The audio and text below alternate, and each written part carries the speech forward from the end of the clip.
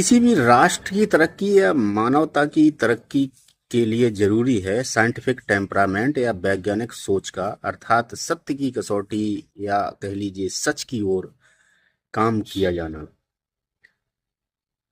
भारत की ही बात कर लें तो भारत में जब यह आज़ाद हुआ 1947 में, तो उस समय औसत आयु 32 वर्ष थी और 2000 में 62 वर्ष थी और वर्तमान में अर्थात 2024 के जो आंकड़े हैं उनके अनुसार 71-72 वर्ष जो है औसत आयु चल रही है। औसत आयु का मतलब यह है कि कुछ लोग 70-72 से ज्यादा जी रहे होंगे, कुछ लोग इसी के आसपास या कुछ लोग इससे कम, लेकिन इनका जो औसत निकाला जाता है वो 70, 71, 72 ही चल रही है।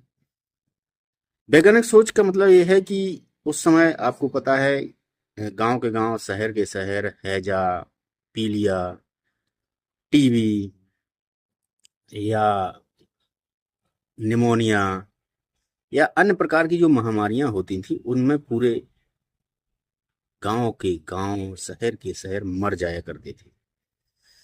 ये भी सुना है हम सब ने कि जिनके 7, 8 या 10 बच्चे हुआ करते थे उनमें 2 ही बच्चे जिंदा रहे, 4, 5 में 1, 2 बच्चे जिंदा रहे।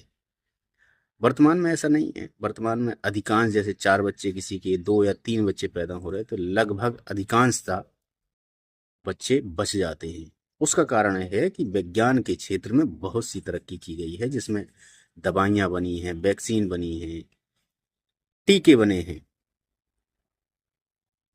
तो जो पाखंड या अंध पाखंडवाद पर चोट कर रहा है वो है एक हिसाब से मानवता का कल्याण कर रहा है। धर्म होना जरूरी है, लेकिन धर्म की एक सीमा भी होनी जरूरी है। आप विज्ञान को नकार नहीं सकते हैं, विज्ञान के बिना आप चल नहीं सकते हैं। तो कहने का मतलब यह है कि आप किसी की आलोचना चाहे धर्म के आधार पर करें या पाखंडवाद के आधार पर, उसमें उनका दृष्टिकोण मानव कल्याण होना जरूरी है या उस दिशा में कदम उठाना बहुत जरूरी है। धर्म होना भी जरूरी है, लेकिन धर्म से पहले विज्ञान या वैज्ञानिक सोच बहुत जरूरी है। बहुत बहुत धन्यवाद आपका।